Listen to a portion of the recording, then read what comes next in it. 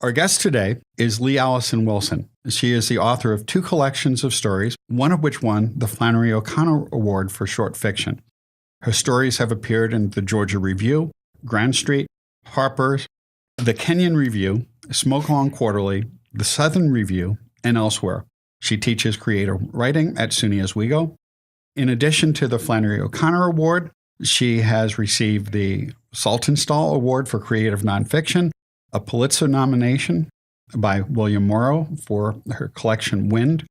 She is a Missioner Fellow of the Copernicus Society and is a Henry Hoynes Fellow of the University of Virginia. Welcome, Lee. Oh, welcome, Lee. Thank you, John. It's very nice of you to have me. Today our teas are Ginger Peach Green Tea. Mine is Constant Comment, a Southern favorite. which Lee brought for me to try, so that's what I'm drinking too. So, Lee, you help organize a number of community-based projects that bring faculty together across campus. What got you involved in this kind of work in the first place? Well, you know what? If I went back to the roots of it all, I have to say Amy Bartell in the art department. I have a flash fiction class that is my advanced writing class. And one semester, she just suddenly said, why don't your students write a very short piece?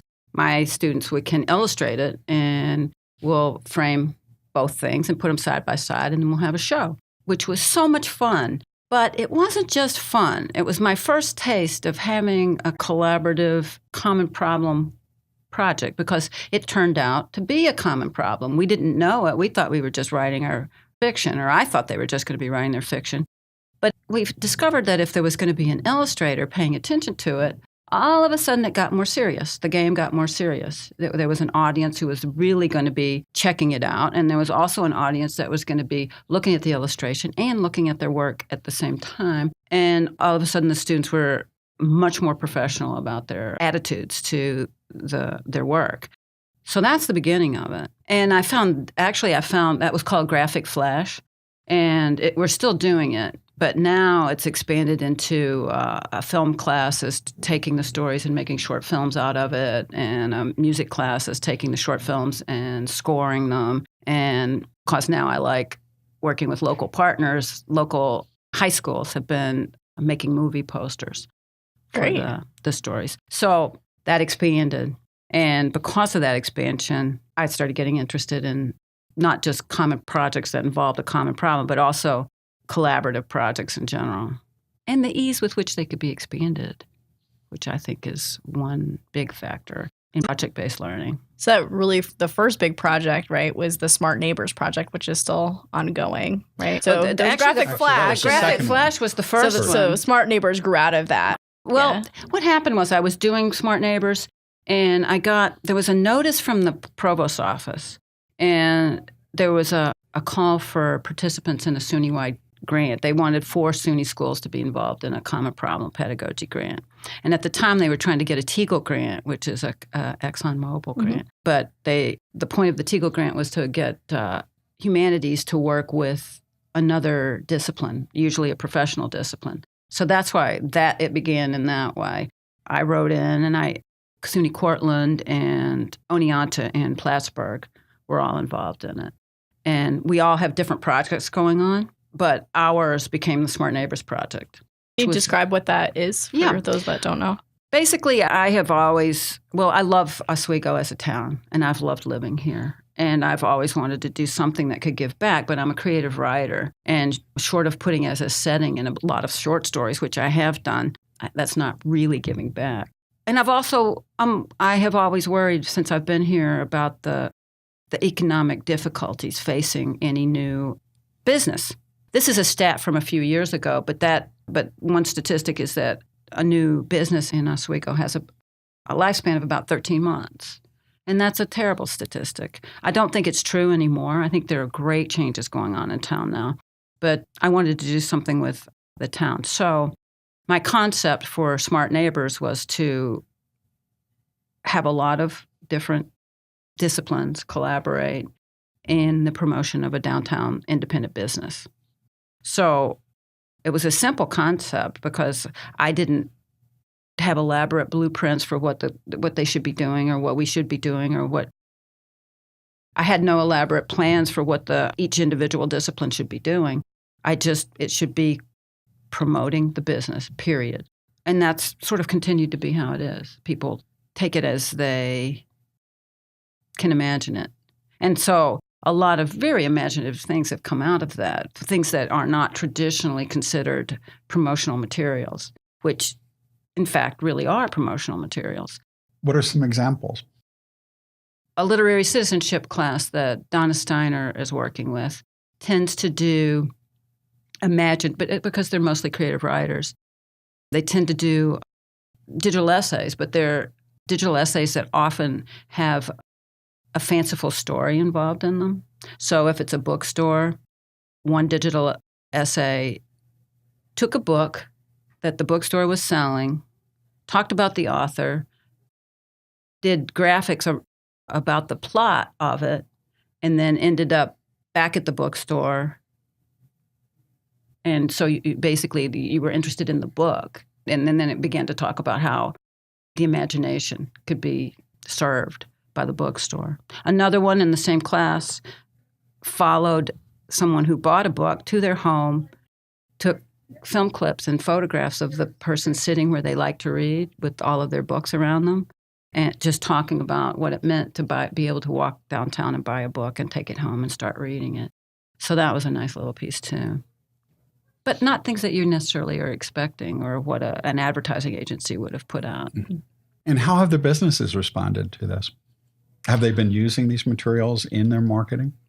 They have. One of the things that is a centerpiece of every year we do a different business, is the banner. And the art students, the photography students have been at the heart of that. And all of the businesses end up displaying. There were huge banners. They fill a wall.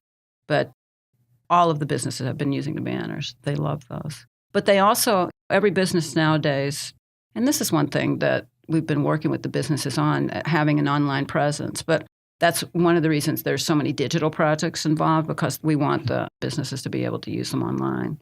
So the digital essays do get used online as part of their presentation to the public.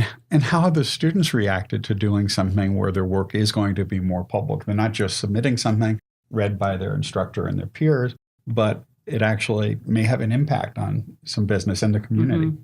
I think the impacts on our students are the impacts that I think they found across the country when dealing with applied learning, civic engagement, volunteerism, well, basically best practices in general. But number one, I think this is the thing that I'm most proud of, is that the students leave that program, even though it's one assignment in one course for most of them. It's not the whole course, but they leave having experienced that assignment with a sort of sense of social responsibility that I don't think they had before, or a notion of philanthropy. Like one of the things I tell them, all of the classes, this year we had 11 classes from different disciplines. And we all meet at the beginning of the semester in Marano Auditorium. And one thing I told them this year is that we think of social responsibility as one thing and philanthropy as another thing.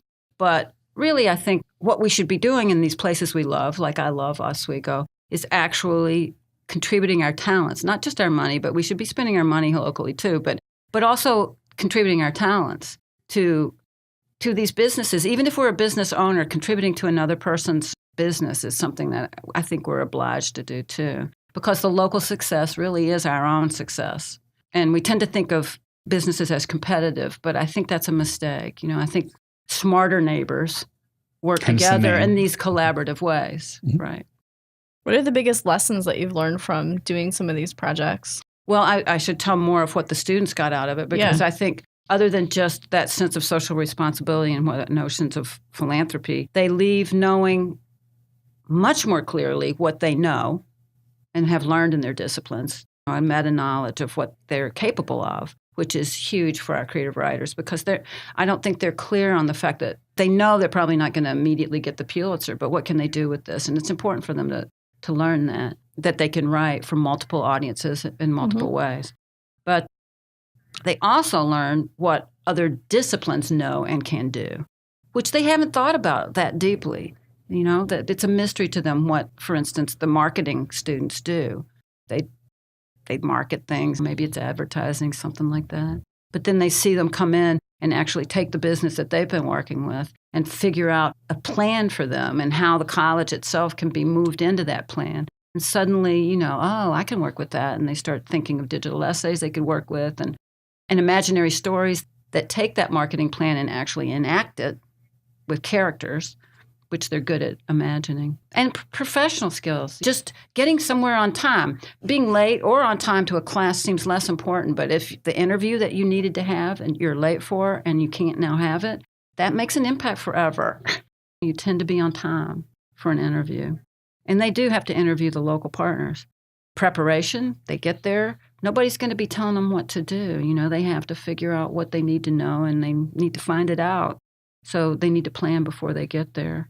I personally am very happy with my students learning what it means to write for a particular audience as opposed to whoever they want to. It's very good for them to try to please a certain person with a certain product. Because it's usually an audience that they wouldn't have picked or imagined on their own. That's right. That's right. And my point would be that even when they're writing their great American novel, they should be expanding their notion of what audiences they're hitting instead of just, this is what I want to read. They need to think about what their vision of the world is and how to pull as many people into it as possible. And I think finally, I just think it's memorable to them. I think it's life-changing to them to work, however briefly, donating their time to a place at least for a while they're calling home. Mm-hmm. Excellent. But I think there are things that the faculty learn too, not just the students, their faculty outcomes, I think, as well. My whole idea in Smart Neighbors was to just get faculty's feet wet with one assignment in one class. And if you can do that, once they see the effect on students, because that's one thing I really do believe about the faculty here. They really are committed teachers. Now, sometimes you worry about how time-consuming is it going to be to work with other classes, other disciplines, how time-consuming it is this or that. Because we already care about our teaching, we're already putting a huge amount of time into it. So it seemed smart to get faculty accustomed or introduced to collaborative or civic engagement or applied learning kinds of pedagogies in the easiest possible way. So one assignment, and not an assignment that necessarily requires interactions with a lot of other faculty to figure out how to do it. Now, I will say for Smart Neighbors anyway, the faculty do have to connect with the local partners, but they don't necessarily have to figure out what everybody's doing in all of the classes to make it work. They have their piece of the puzzle and they're contributing it. But yeah. So how many classes work with a particular business? Are there multiple businesses that they're working with, or is it just one business each year? Well, it's grown. So the first year we had 4 classes, and they were working on the bookstore, the Rivers End bookstore. And your question, tell me your question again. It was basically how many projects are going on at a time. See. You mentioned the number of classes have Right. grown, Right. but or is there just one project each year where there's multiple classes working on that? Or are there multiple projects, each of which has multiple classes? You're really working asking on it? whether or not there's more than one community partner at any given time? Yeah. Yes. But I think what you're asking is a good question, because once you get to a certain number of people, of courses, not people, but courses, you're overwhelming a local partner. Mm-hmm. And we got to that quickly last year with we worked with a candy store. Mm-hmm. And I think there were 7 different classes involved, and an unbelievable generosity of time from that owner. But it was clear that we were going to have to figure out other ways of doing this. So last year we did the farmers market, which worked out. We had 11 courses involved too. And that worked out much better because there are multiple farmers bringing their goods to the farmers market, and there and different groups went with different farms. So that worked out a little bit better. Also, because the Chamber of Commerce is ultimately responsible for the farmers market, we were able to do some projects just for the chamber. For instance, they needed a new logo, and we sort of pulled that into the Smart Neighbors project as well. So I'm trying to define what we're doing a little wider and you're right, have more local partners. If we're going to have continue to have this many It sounds classes. like it's grown really quickly. And It really has. Nicely. And I will just say, again, I think the faculty discover that there's a certain ease of practice in getting used to this. And once you see the students and the effect on the students, then I think you're hooked.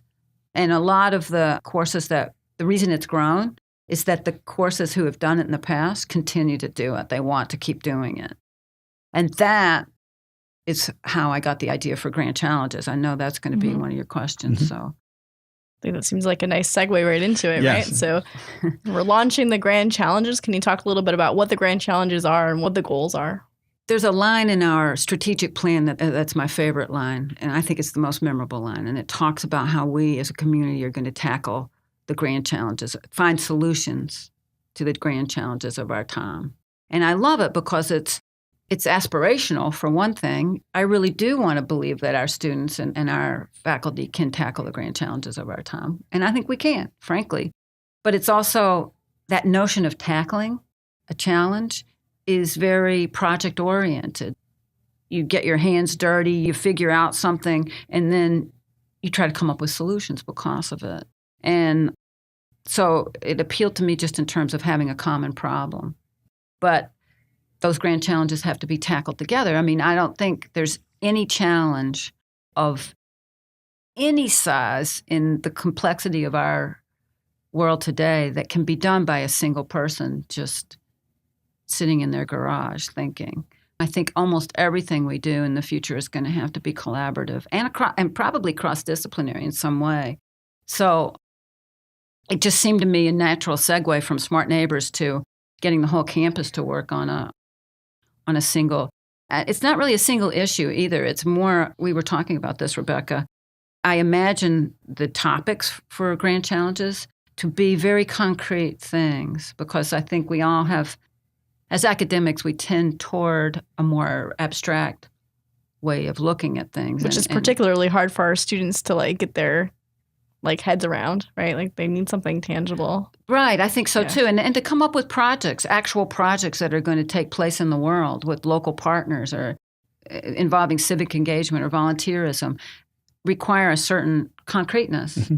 So at any rate, the Grand Challenges project was just something I began to think. The notion of having multiple disciplines work on the same thing, it's just a short step to getting the entire campus to work as much together as possible on the same topic. And it's working. You know, one of the things I didn't say about Smart Neighbors is that Oswego already, because as I said, we were working with 3 other SUNY schools, but I have to say that I think Oswego is already a very collaborative culture and that we're very far along in terms of faculty tipping into these kinds of projects very easily. Mm-hmm. And I've found just talking across campus, the way, for instance, when I spoke to faculty assembly and the reception there was so astonishing. People aren't resisting it out of hand. So it's just such a pleasure to work with people who are willing to take on these new things without immediate misgiving. At any rate, as you know, the topic that we're working with this year is fresh water, which is concrete, but also can involve a lot of sustainability. But fluid too. Very funny, okay. John. You have to. But one of the things that I like about that particular topic is that you can look out any window on campus, and that's fresh water is exactly what you're looking at, and that it should matter to us makes sense to me. But I have found, to go back to just the culture, the teaching culture here, I have found when I talk about this to any group of faculty, immediately ideas are popping. They're thinking about it. They're talking about it. They've clearly already thought about it. This freshwater, the Grand Challenge doesn't really even begin until the fall of this year. And I've got a list. I brought with me a whole list of couple of dozen projects that people are already doing right now this semester. Just in preparation because they can. For this? Not only in preparation, just let's begin. Why wait till the fall? I've spent the last week finalizing touches to a micro grant provost office has, thank goodness, very gallantly is going to put some money in a pot to give some grants to people to do these collaborative works. Or, well, let's just put it this way: even if you're just doing an assignment in your class, you can put in for one of these grants. But you can also, I think we're going to privilege probably the collaborative, civic engagement projects, or they'll get the higher money amounts just because there are more people involved. But the administration on campus has just been so supportive. The provost office is doing the micro grants. The student affairs I can't talk about it because the contracts haven't been signed, but they're doing some really interesting work with Flint, Michigan. They've got people who are well known coming to speak on campus about some. So it's going to be a broad injustice. theme outside of the courses. There's going to be some other programming for the college throughout the college as That's well. right. Artswego has a special category for its grants this year that are going to privilege some Grand Challenge proposals. What I like about that concept is that, the learning doesn't just happen in a classroom on a college campus, right? It's happening from multiple perspectives, and it's happening in and out. It's happening formally and informally.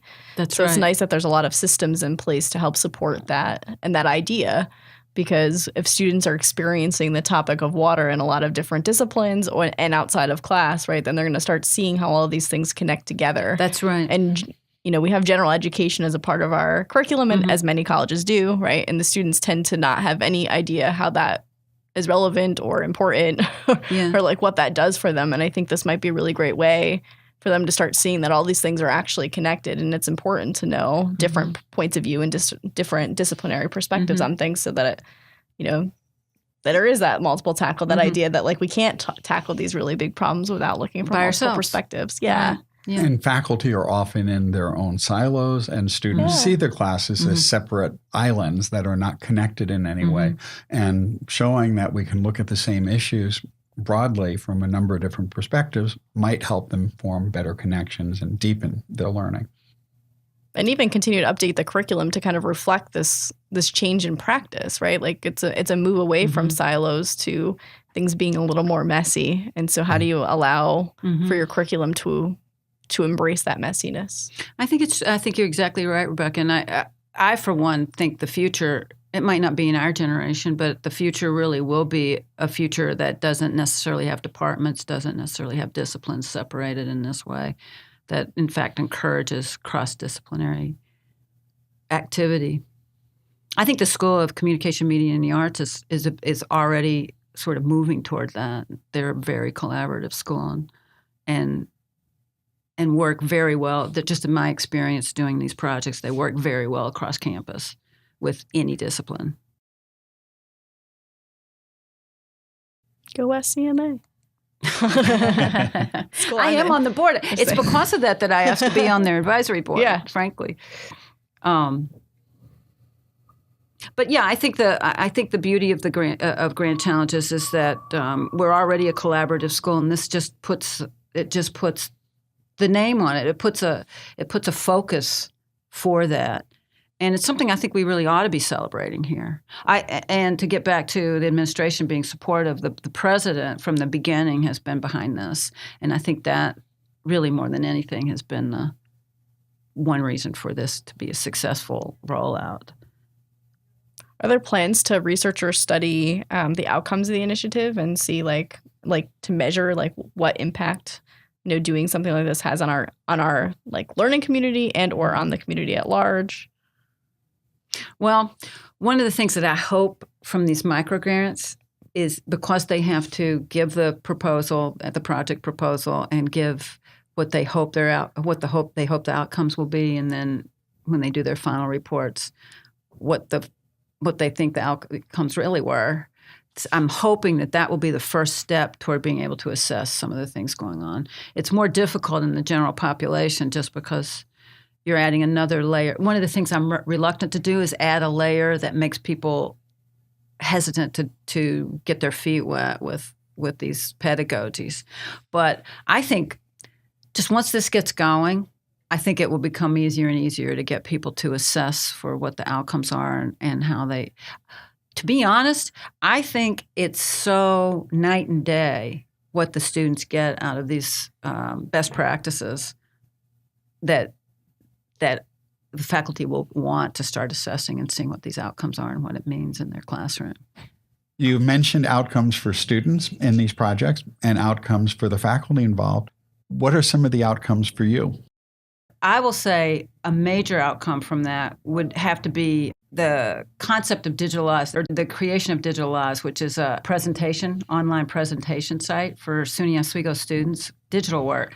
And one of the things that occurred to me after doing Smart Neighbors is that these collaborative efforts on campus are here and gone tomorrow because there's no place to archive or curate the materials that the students produce. And so Digital Oz has become a space where the collaborative work can actually be presented.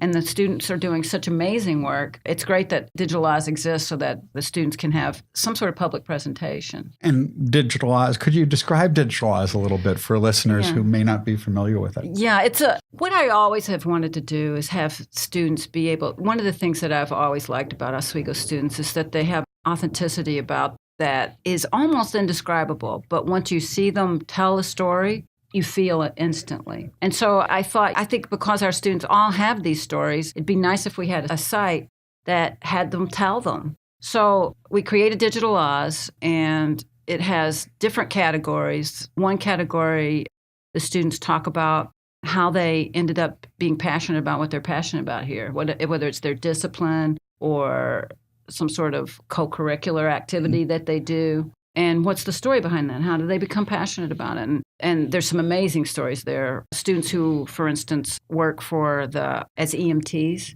on the ambulance service on campus have some unbelievably touching stories about why they care about being able to go to somebody in need and help them.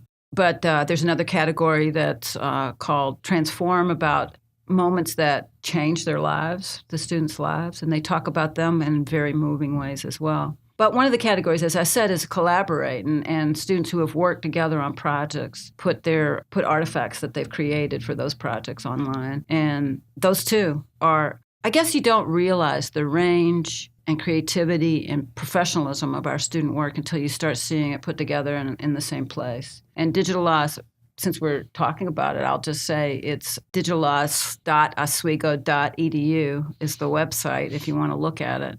But it's a place I think high school students look at and feel like they can have a home here. Excellent. And we will share that link in the show notes. Thank you. So do you have any other questions, John? No, I think we've covered pretty much everything. So usually we like to end with, well, what are you going to do next? So you got this like it's still big underway, giant. You got this big giant project. Like what's down the road a little bit for you? Well, I really do think that I the grand challenges is as grand as I'll probably get, because I don't know how I can get grand. The very grand challenges. Super grand challenges. I know it'll be like Mario, but one of the things I'm talking to the woman who's in charge of applied learning at SUNY Central, and I'm going to talk up the grand challenges just because I think it really is a harbinger of what the future is going to be, not only in terms of what you do in collaborative ways or best practices, but also in what it's going to ultimately mean for what the shape of the university is. So I guess I'm not going to become a traveling advocate across the campuses across SUNY, but I really do think this is where the future is headed for, higher ed. So I hope so anyway. I do. Great. Well, thank you so much for sharing what you've been working on, Lee. I think everyone will thank you for continue to be inspired. It's a great project, or a great series of projects. Yeah. Thanks, you guys. Okay. I didn't really get to tell any funny stories. I usually have a couple of funny stories, but I didn't think of any today. They usually just crop up.